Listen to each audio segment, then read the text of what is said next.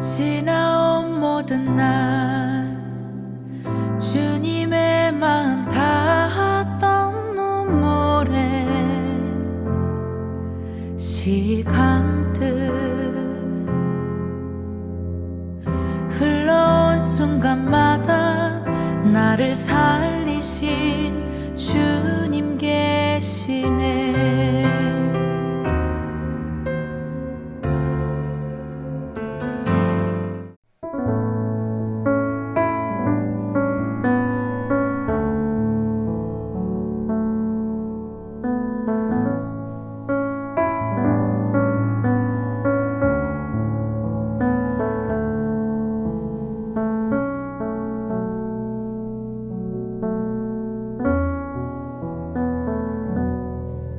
그 예물은 그가 앞서 보내고 그는 무리 가운데서 밤을 지내다가 밤에 일어나 두 아내와 두 여종과 11 아들을 인도하여 야복 나루를 건널세 그들을 인도하여 시내를 건너가게 하며 그의 소유도 건너가게 하고 야곱은 홀로 남았더니 어떤 사람이 날이 새도록 야곱과 씨름하다가 자기가 야곱을 이기지 못함을 보고 그가 야곱의 허벅지 관절을 치매 야곱의 허벅지 관절이 그 사람과 씨름할 때에 어긋났더라. 그가 이르되 날이 새려하니 나로 가게 하라. 야곱이 이르되 당신이 내게 축복하지 아니하면 가게 하지 아니하겠나이다. 그 사람이 그에게 이르되 내 이름이 무엇이냐? 그가 이르되 야곱이니이다. 그가 이르되 내 이름을 다시는 야곱이라 부를 것이 아니요 이스라엘이라 부를 것이니 이는 내가 하나님과 및 사람들과 겨루어 이겼음이니라. 야곱이 청하여 이르되 당신의 이름을 알려주소서. 그 사람이 이르되 어찌하여 내 이름을 묻느냐 하고 거기서 야곱에게 축복한지라. 그러므로 야곱이 그곳 이름을 브니엘이라 하였으니 그가 이르기를 내가 하나님과 대면하여 보았으나 내 생명이 보존되었다 함이더라. 그가 브니엘을 지날 때 해가 돋았고 그의 허벅지로 말미암아 절었더라. 그 사람이 야곱의 허벅지 관절에 있는 둔부의 힘줄을 쳤으므로 이스라엘 사람들이 지금까지 허벅지 관절에 있는 둔부의 힘줄을 먹지 아니하더라. 아멘. 기도에는 여러 다양한 종류가 있다. 제가 전에도 한번 말씀드렸는데요. 통성 기도도 있고 방언의 기도도 있고 또 우리가 조용하게 묵상하는 묵상의 기도 있습니다. 근데 오늘 우리가 함께 이 나눌 말씀 속에 나타나는 기도는 직접적으로 야곱이 기도했다라는 그런 표현은 나타나지 않아요. 그러나 이 모든 이 야곱의 이루어진 행동과 모습은 기도였습니다. 오늘 믿음의 지체들 하나님의 백성도 저는 크게 다르지 않다고 생각해요. 하나님 뜻에 의해서 살아가는 자라고 한다면 그 모든 삶이 호흡까지도 기도가 되어야 합니다. 우리 옆에 계신 분들한테 한번 이렇게 고백할까요? 생사를 건 기도를 합시다. 시작. 우리 한국 기독교사에 아주 위대한 인물 중에 한 분이에요. 함석헌이라는 분이 계십니다. 독립운동가이시며 또 기독교 사상가이기도 한 분입니다. 이 함석헌 선생님의 뜻으로 본 한국 역사를 제가 이분의 통찰력을 통해서 이 나라 대한민국을 바라보는 이 기독교 사상가의 믿음의 시각 그리고 그의 삶의 통찰력은 무엇인가라는 것을 제가 좀 이 책을 통해서 묵상을 해봤는데요. 이 함석헌 선생님이 본 대한민국은 정말 알 수 없다라는 겁니다. 한마디로 평가하면은 대한민국의 역사는 알 수 없다. 이전에도 알 수 없었고 지금도 알기 어려우며 앞으로도 알 수 없다. 그렇게 이야기를 합니다. 우리 과거의 역사만을 놓고 보더라도 우리의 역사는요. 알아서 했던 것들이 거의 없습니다. 아니요. 알아서 한 것이 하나도 없었습니다. 해방이 갑자기 찾아온 것도 알 수 없었고요. 또 이번 주 우리가 6.25 우리 한국 전쟁이 발발한 주이기도 하지요. 6.25 전쟁을 당한 것도 우리가 알 수 없었다라는 겁니다. 이 함석헌 선생님이 이 역사적 과거를 놓고 고민을 합니다. 왜 우리가 알 수 없었을까? 왜 알 수 없었을까? 그런데 그런 고민 끝에 내려진 결론은 방금도 말씀인 것처럼 알 수 없다지만은요. 그런데 한 가지 중요한 사실을 깨달은 거예요. 아, 생각하라는 것이구나. 우리의 미래는, 우리의 삶은 예측할 수 없다라는 것을 생각하라는 것입니다. 여러분, 우리가 과거에 당했던 역사적 아픔입니다. 임진왜란, 외세 침략을 받았죠. 6.25 전쟁, 이 북한 공산당의 공격을 받은 날입니다. 그런데 이 6.25 전쟁과 임진왜란이 비슷한 것이 도무지 몰랐다라는 거예요. 도무지 몰랐다는 거죠. 그날 아침까지도 몰랐습니다. 그리고 준비도 대비도 없었습니다. 그리고 이 임진왜란과 6.25의 공통점이라고 하면은 그 흘러가는 경과가 매우 비슷했다라고 말합니다. 이 두 사건 모두 다 나라를 거의 다 빼앗기기 일부 직전까지 갔죠. 위기의 순간까지 갔습니다. 누군가의 도움으로 가까스로 찾았다라는 것 또한 비슷한 공통점이라고 합니다. 그리고 세 번째로는 정말 몰랐다는 거예요. 정말 그런 고난이 찾아올 줄, 그런 위기와 아픔이 나의 삶에 찾아오게 될 것이라는 것을 알지 못했다라는 거죠.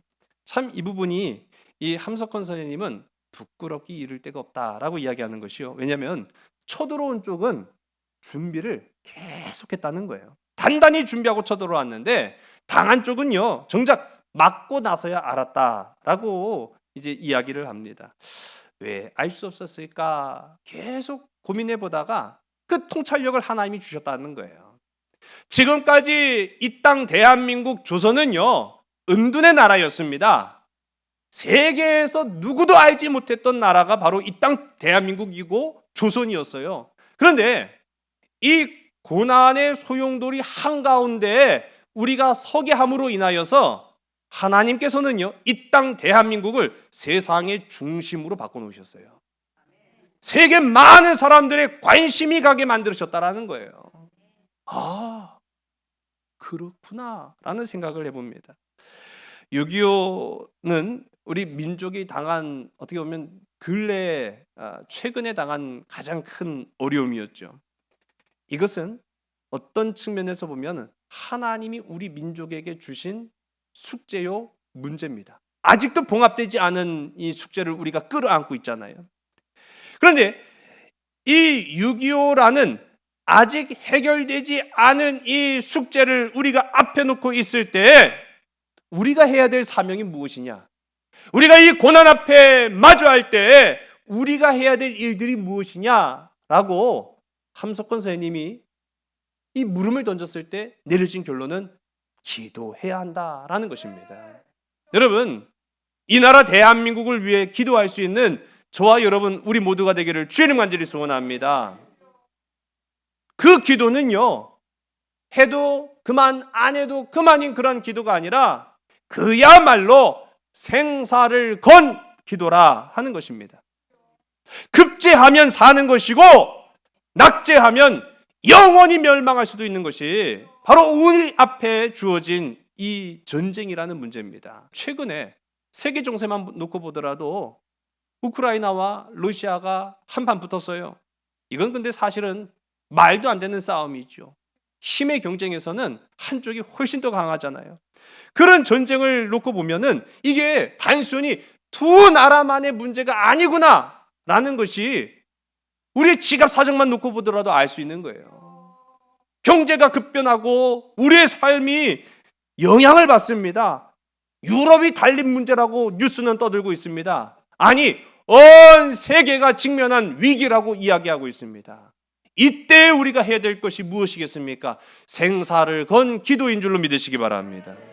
여러분, 그러므로 오늘 우리의 삶에 이 고난이라는 위기와 어려움, 예측할 수 없는 무거운 짐이 우리에게 있거든 주님께로 나아가는 저와 여러분 되기를 주의 이름 간절히 소원합니다. 헤매기를 그만두고 비정한 곡조로 높이우는 고난의 냇가로 우리는 나아가야 된다라고 성경은 말하고 있습니다. 오늘 그 장면이 바로 이 야곱이 마주했던 야복 강가에서의 장면이라는 거예요. 그 무거운 인생의 짐을 야복 강가 아래 다 내려놓고 고난의 뜻이 무엇인가? 내게 주신 이 고난을 우리는 어떻게 극복해야 되는가? 라는 것을 야곱이 고민했던 것처럼 오늘 우리의 삶, 우리의 인생, 우리의 발걸음 앞에 놓여진 이 고난이라는 문제도 야곱처럼 풀어내 가야 된다는 거죠. 그것은 바로 생사를 건 기도로, 하나님 앞에 매달림으로 해결받는 저와 여러분 되길 간절히 소원합니다. 실패와 좌절의 냇가 야복 강가로 가야만 하나님께서 말씀하신다라는 거예요. 하나님께서 보여주신다는 거예요. 하나님께서 역사하신다라는 사실입니다. 이런 부분들을 놓고 봤을 때 지금 야곱의 처지나 지금 우리가 살아가는 삶이나 다를 것이 없구나 생각해보면 야곱 참 고생 많이 한 인생입니다. 야곱이요, 결과만 놓고 딱 보면은 아내 얻었지요, 장자의 축복 얻었지요, 많은 부와 귀를 얻었지요. 얻은 게 참 많네요. 그런데 그 여정, 인생의 여정 한편 한편을 우리가 쭉 지금까지 살펴왔습니다만은 어느 것 하나 술술 잘 풀린 게 없었다라는 거예요. 한마디로 말하면 고생이었다라는 거죠. 고난이었다라는 것입니다. 어떻게 보면 우리도 그에 못지않은 고생의 삶을 살고 있지 않겠습니까? 이 함석헌 선생님은요, 이 땅의 사람들은 그래서 고생하러 태어난 것 같다라고 이제 이야기를 합니다. 그도 그럴 것이 이분이 살아왔던 그 시대적 상황이 진짜 이 대한민국의 가장 큰 어려움 한가운데 살아가셨던 분이기 때문에 그럴 말을 할 필요가 있지요. 근데 그러고 보니까 우리도 이제 4,000년 역사 가운데 반만년의 역사라고 이야기하죠. 반만년의 역사 가운데 태평성대가 없었습니다. 일단 대한민국의 태평성대가 언제 있었습니까? 없었지요. 외적의 침입만 대략 우리가 이제 손꼽자면은 5, 60번이 된다고 해요. 진짜 여러분, 외적의 침입이 왔다 치고 빠진 게 아니라 이 나라 산과 강, 들과 바다를요 완전히 초토화시켰던 적이 어디 한두 번입니까? 안 망한 게 다행이라는 거예요. 망하지 않은 게 이상할 정도라는 거죠. 그렇게 우리는요, 우리 인생은, 우리 대한민국은, 우리 대한민국 국민들은 평안이라는 걸 모르고 살았어요. 어떻게 평안하게 사는지 몰라요. 제가 유럽을 가고 한번 충격적인 그런 모습들을 본 것이 사람들의 살아가는 태도가 달라요. 그들도 물론 전쟁의 소용돌이 가운데 살았던 역사도 물론 있었습니다. 그런데요, 그 사람들은요, 삶에 여유가 있어요. 그 여유는 과연 어디에서 오는가라고 했을 때 그들의 세상 가운데 이 따끔씩 주어지는 그런 태평성대, 평안한 삶을 통해서 그들은 삶에, 마음에 여유가 있더라고요. 근데 오늘을 살아가고 있는 우리 대한민국 사람들은요, 모든 세대들을 다 아울러서 평안이 없어요. 우리 나이 많으신 성도님들 세대는 나라 걱정 많이 하시잖아요. 왜? 그런 경험을 해봤으니까요. 젊은 세대라고 없을까요? 젊은 세대는요, 과거에는 노력하면 그래도 그 노력의 보상이 뒤따르던 시대적 환경이 있었습니다. 근데 오늘날 세대한테 노력을 안 해서 문제야, 노력하면 돼 하면 큰일 나요. 왜? 상황이 달라졌어요. 노력해도 상황이 바뀌지 않는 거예요. 오늘날의 많은 젊은이들이 그런 상황 가운데 놓여 있습니다. 그러니 우리나라는요, 모든 세대를 통틀어서 평안한 적이 없었던 나라였다라는 거지요.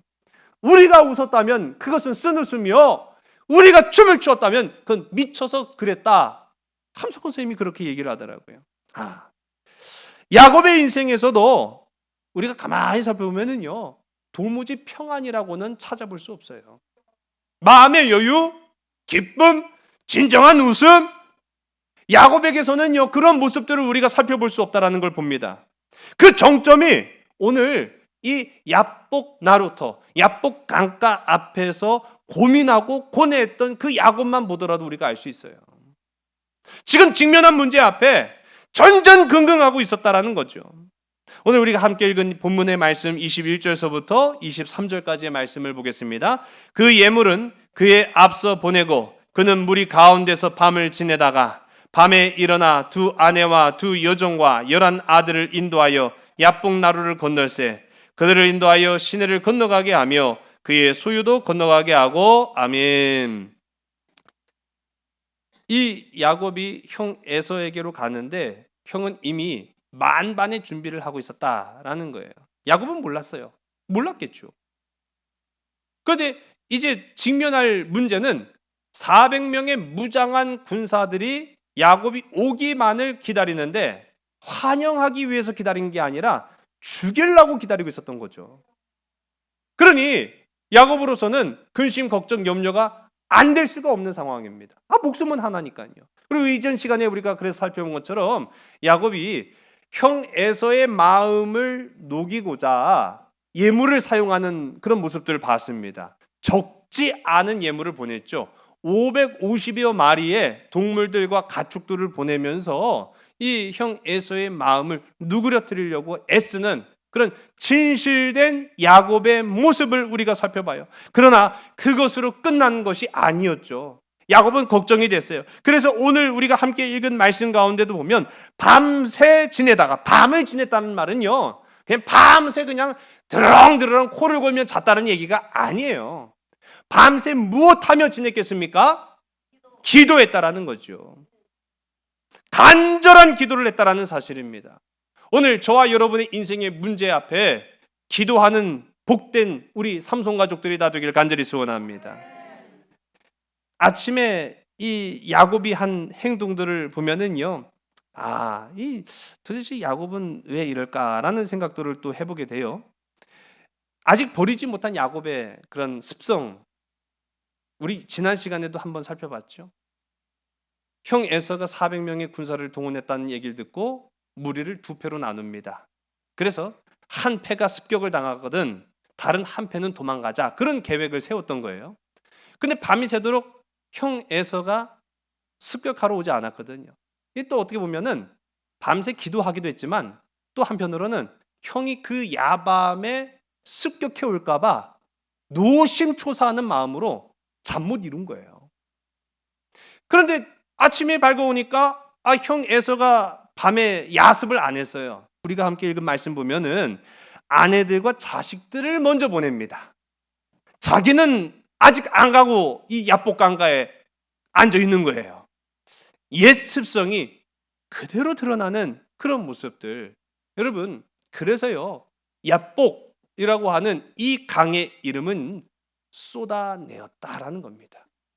비워진 거예요. 실패한 것입니다. 야복 강가에 앉았던 이 야곱의 삶은 한마디로 말하면 고생 끝에 실패. 그렇게 지금 단정 지을 수 있다는 거예요.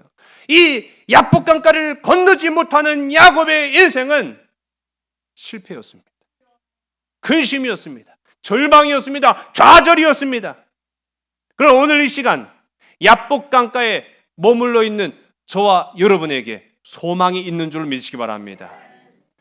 고난도 소망임을 고백하는 저와 여러분 되기를 주의 이름 간절히 소원합니다. 우리 한번 따라해보겠습니다. 고난에 뜻이 있습니다. 우리 사진을 보시면 여기가 야복 강가예요. 이게 굉장히 크지 않더라고요. 저도 직접 가본 건 아니기 때문에 한번 찾아봤어요. 야복 강가가 얼마나 큰가 하고 봤더니 물론 그 강이 흐르면서 깊은 곳도 있겠죠. 건너지 못할 정도로 넓은 곳도 있겠죠. 그런데 거의 대부분이 뭐 큰 강이 흐르는 그런 강줄기가 아니라 보시는 것처럼 아주 얕고 좁은 강줄기가 졸졸졸 흘러가는 시냇물에 불과하더라고요. 이 야복강 하나를 사이에 놓고 이걸 건너지 못해서 근심과 걱정과 좌절과 실패로 주저앉아 있던 게 바로 이 야곱이었습니다. 그처럼 야복은 야곱에게는 고난이었어요.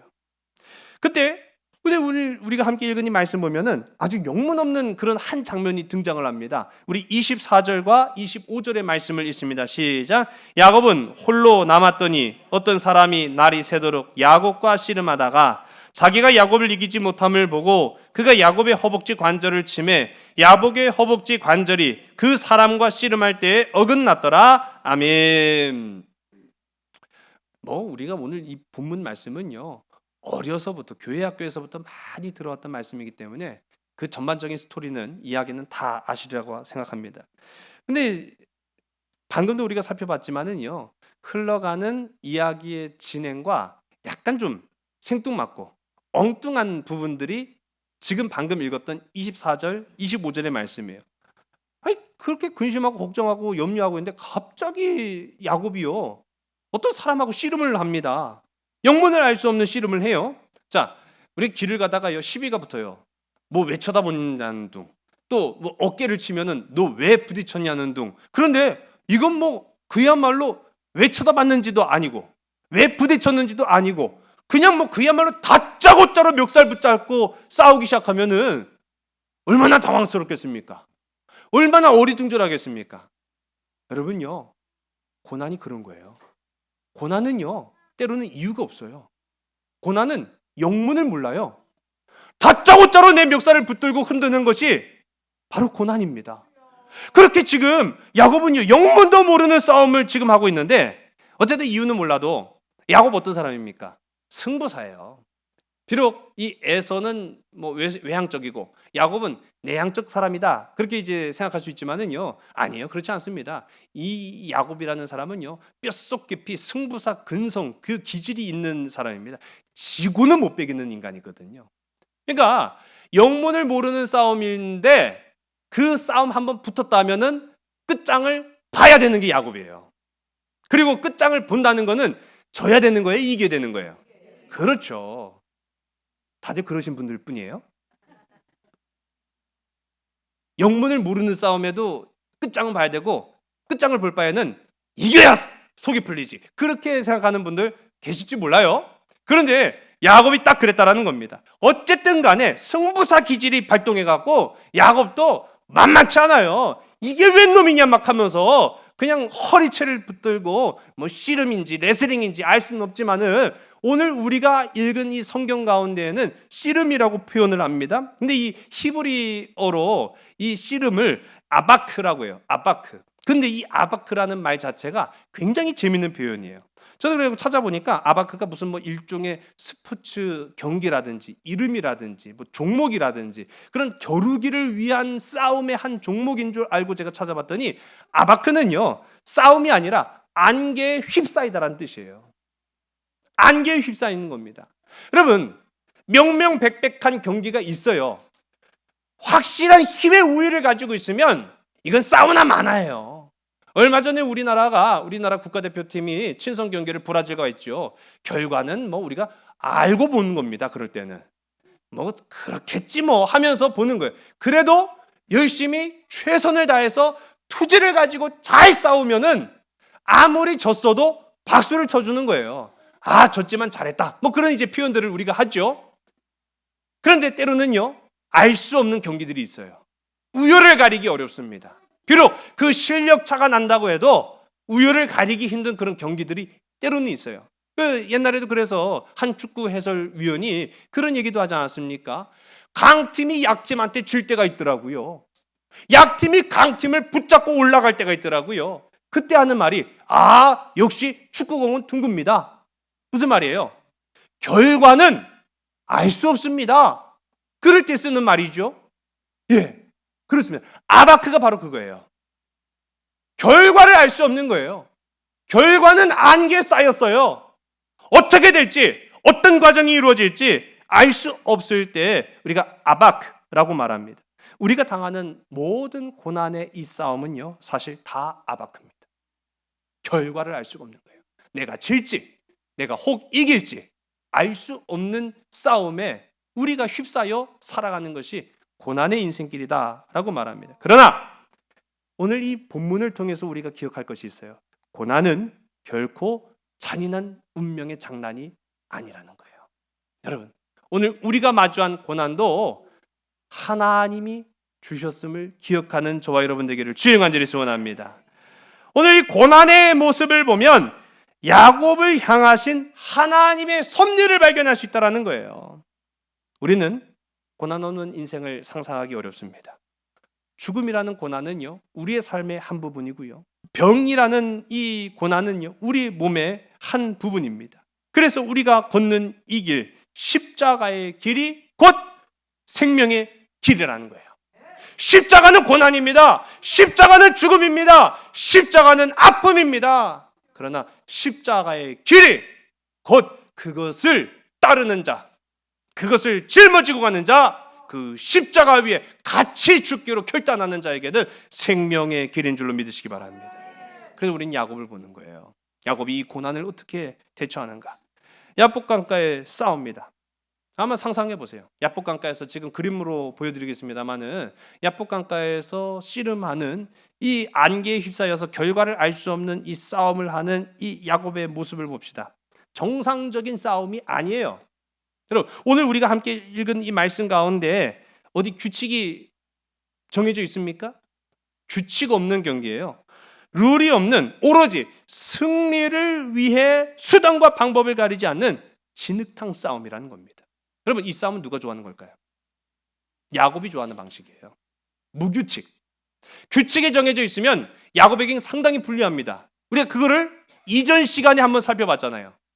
그렇게 날고긴다고 했던 이 야곱이 라반이라는 자기보다 한 수 더 위의 사기꾼을 만나고 보니까 아니요, 이 삼촌 라반은요 하루에도 12번씩 규칙을 바꿔버려요.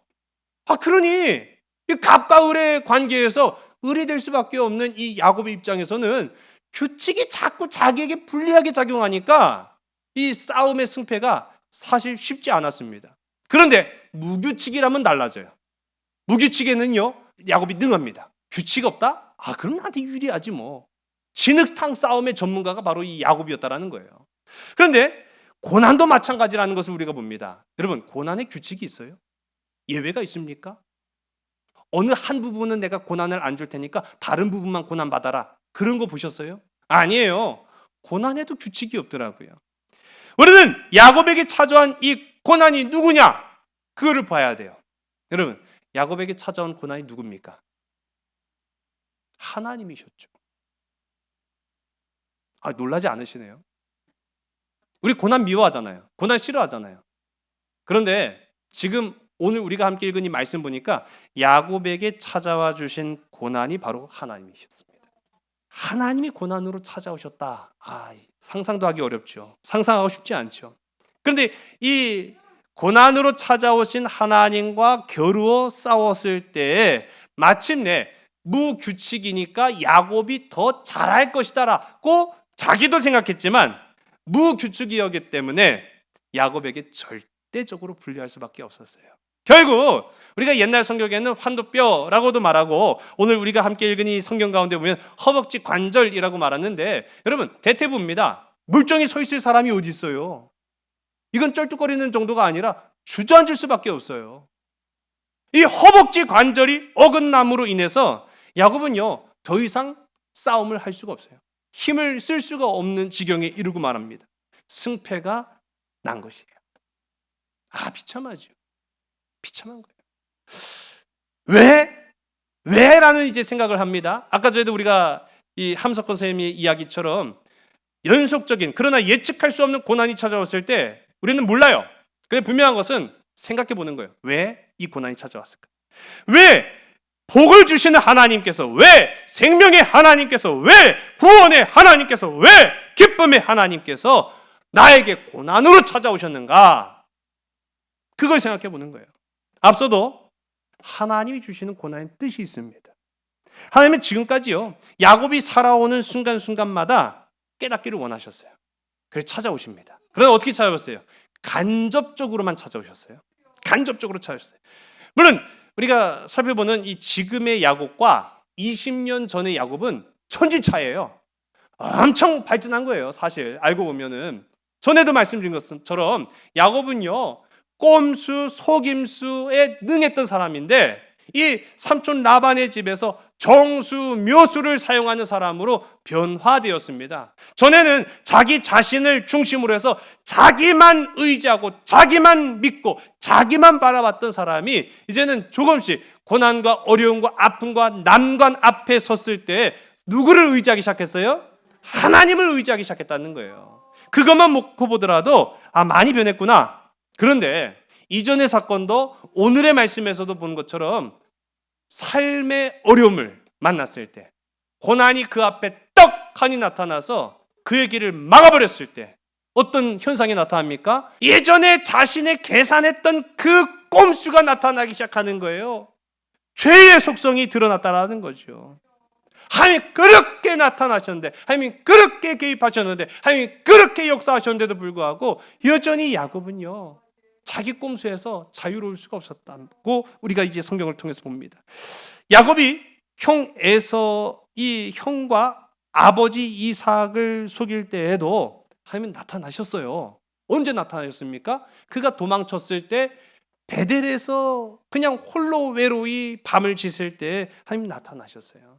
그때 알았어야죠. 그때 깨달았어야죠.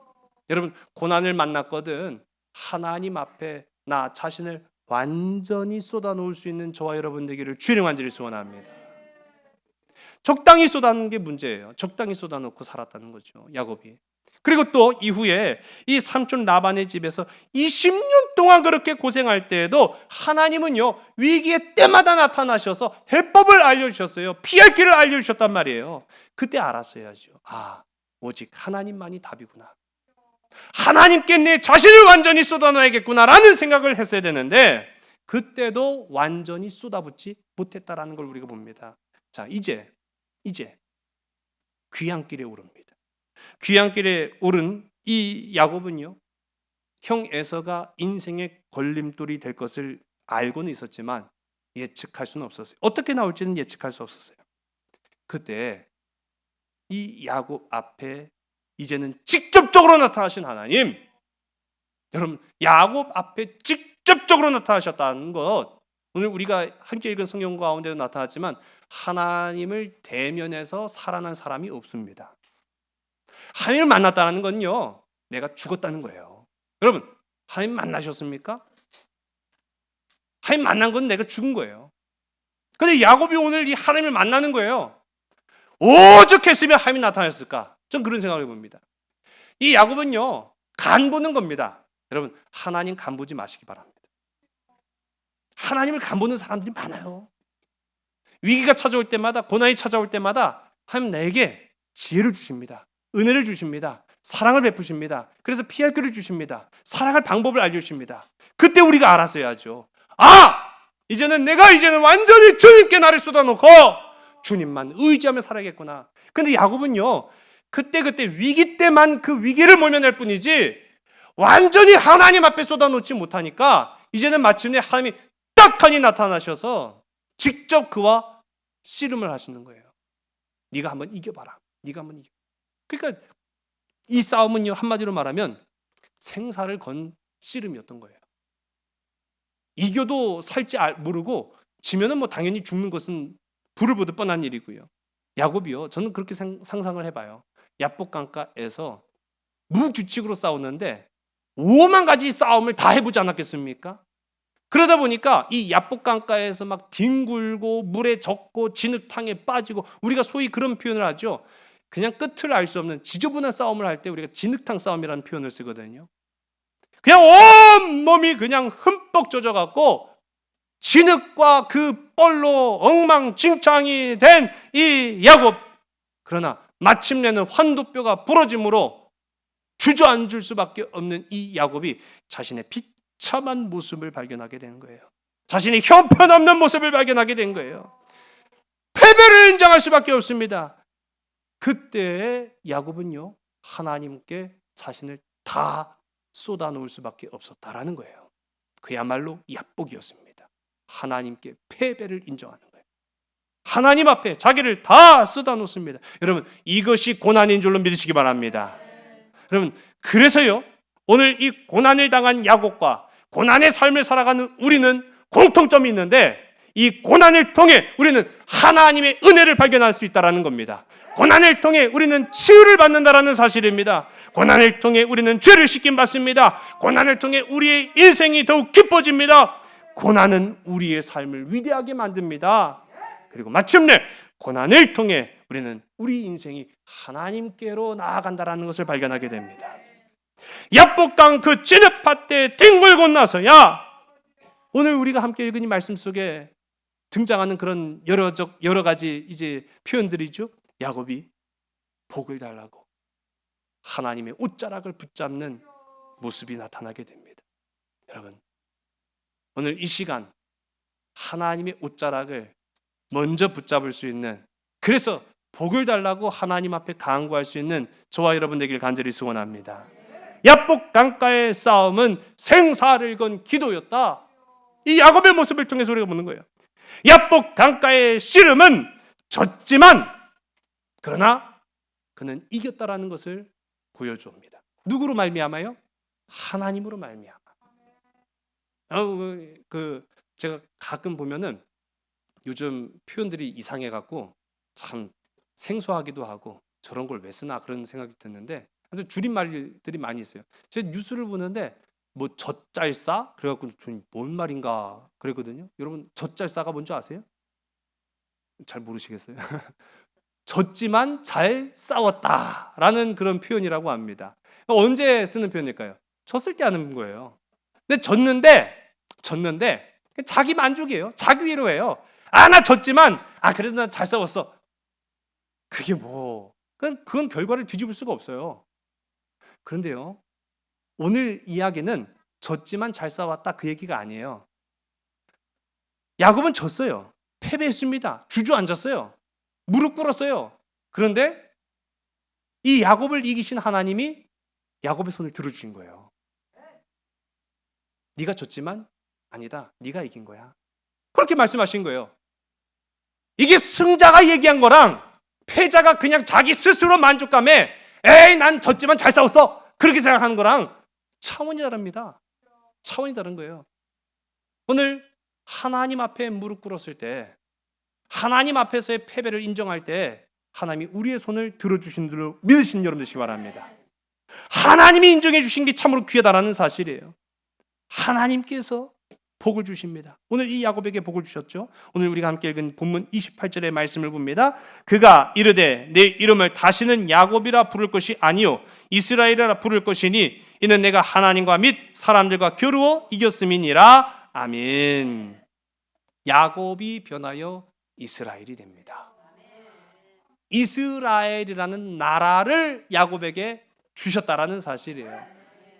졌지만 승리하는, 졌지만 하나님의 복을 받은 저와 여러분 되기를 주의 간절히 소원합니다. 30절의 말씀을 우리가 또 읽습니다. 시작. 그러므로 야곱이 그곳 이름을 브니엘이라 하였으니 그가 이르기를 내가 하나님과 대면하여 보았으나 내 생명이 보존되었다 함이더라. 아멘. 야복이 변하여 브니엘이 되었는 줄로 믿으시기 바랍니다.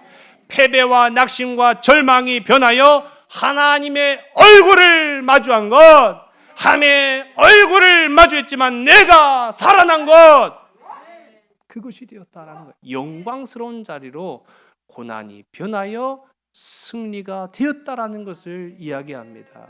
오늘 저와 여러분의 삶이 이렇게 되기를 주의 이름 간절히 소원합니다. 그러므로 우리는 고난을 두려워할 필요가 없어요. 지금 우리가 직면하고 있는 여러 많은 다양한 고난들이 있죠. 국가적 고난이 있습니다. 경제적 고난이 있습니다. 세계적 고난이 있습니다. 평화를 위협하는 고난이 있습니다. 우리 개인을 위협하는 고난이 있습니다. 질병이라는 고난이 있습니다. 그러나 그 고난을 피하지 말아야 될 이유가 바로 오늘 이 야곱을 통해서 우리가 발견하게 됩니다. 야곱이 그러했듯 우리 또한 지은 죄로 인해서 고난을 받아야 한다라는 것이죠. 재난이 올 때마다 피하려고만 하지만 하나님이 주시는 이 고난으로 철저히 나 자신을 야복강가 아래에다가 쏟아 버려야 하나님의 은혜가 비로소 인하더라. 저는 그래서 야곱이가 이제는 비록 장애자가 됐어요. 쩔뚝이는 신세가 되고 말았습니다. 그리고 한번 생각해 보세요. 우리 다음 주에도 함께 살펴보겠습니다만은 그 쩔뚝이는 모습으로 형 에서에게 가는데 몰골이 말이 아닌 거예요. 밤새 이 해가 뜰 때까지 씨름을 하느라 진흙탕 싸움을 했다고 말씀드렸잖아요. 머리부터 발끝까지 거지꼴인 거예요. 거지꼴. 거지꼴에다가 발까지 절고 오는 그 모습을 한번 생각해 보시기 바랍니다. 얼마나 비참하겠습니까? 그러나 더 이상 이 야곱은요, 어둠에 머무르는 사람이 아니라 밝아오는 태양을 향해서 걸어가는 소망의 사람이 되었다라는 것을 우리가 발견하게 되는 거죠. 여러분, 이 말씀 우리가 삶 속에 한번 적용해 보면서 이 고난의 때를 극복해 나아가길 간절히 소원합니다. 우리도 이 여울, 이 압복이라는 여울을 반드시 건너야 돼요. 근데 어떻게 건너야겠습니까? 져야만 건널 수 있는 강이 바로 이 압복강가입니다. 이겨서는 결코 건널 수 없는 강이 바로 이 압복강가입니다. 이겨서는 질 수밖에 없지만 하나님 앞에 무릎 꿇을 때는 승리를 보장받는다라는 사실입니다. 오직 십자가만 지고 오늘 우리의 삶의 노인 이 야복 강가를 건너는 저와 여러분 되기를 주의 이름 간절히 소원합니다. 믿음으로 소망으로 나아가는 저와 여러분 되기를 주의 이름 간절히 소원합니다. 위기의 때, 어려움의 때, 저희 오늘 이 함석헌 이 선생님의 그 글 가운데 하나를 제가 소개하는 것으로 우리 말씀을 좀 마치려고 해요. 내 힘을 가까이, 더 가까이 올라가는 길은 십자가나 나 늘 노래로 내 힘을 가까이, 내 입만 가까이, 더 가까이. 헤매는 나그네 해는 지고 어둠이 덮칠 때 찬 돌베개 자는 꿈속에도 내 힘을 가까이, 내 입만 가까이, 더 가까이. 나타나 보이는 저 사다리 하늘에 닿으니 웬 은혜인가. 천사 날 불러서 내 힘을 가까이, 내 입만 가까이, 더 가까이. 기쁜 맘 깨우나 님을 노래. 돌 같은 내 슬픔 쌓여 재단 한숨을 쉬어도 내 힘을 가까이, 내 입만 가까이, 더 가까이. 가벼운 날개쳐 하늘 날째 해, 달, 별 다 잊고 올라가리. 영원히 노래로 내 힘을 가까이, 내 입만 가까이, 더 가까이. 여러분, 고난이 찾아왔을 때 나의 힘 하나님을 바라보고 주님 앞에 나 자신을 쏟아놓고 주님이 주시는 귀하고 아름다운 생명의 십자가로 나아가는 저와 여러분 되기를 주의 이름 간절히 소원합니다. 기도하시겠습니다. 아버지 하나님, 헤매는 나그네와 같은 우리 인생, 야복이라는 예측할 수 없는 고난에 가로막혀서 절망하고 슬퍼했던 우리의 발걸음, 오늘 이 시간 우리가 이 야곱처럼 주님 앞에 나 자신을 완전히 쏟아놓습니다. 세상에는 실패로 보일지언정 하나님 앞에는 겸손한 자 되게 하여 주시옵소서. 예측할 수 없는 고난이 우리 앞을 가로막는다 할지라도 이젠 더 이상 우리는 고난을 두려워하지 않겠습니다. 이제 우리 더 이상 망설이지 않겠습니다. 주님 붙잡고 나아가는 인생들 되게 인도하여 주시옵소서. 모든 것 주께 온전히 의탁하오며 참사랑 되시는 나사렛 예수 그리스도의 이름으로 감사하며 간절히 기도드렸사옵나이다. 아멘. 나의 삶이 모두 빼앗긴 그때도 주님만 남았네.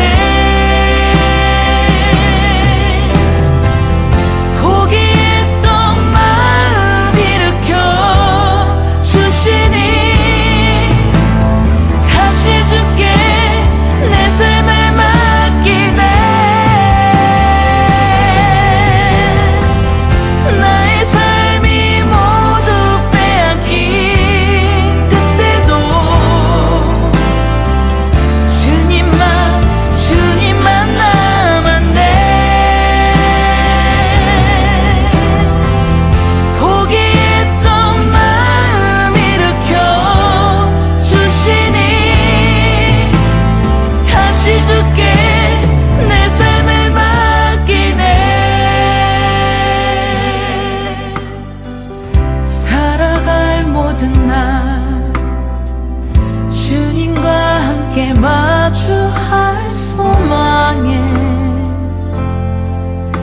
묵직한 걸어갈 모든 곳에 나를 붙드시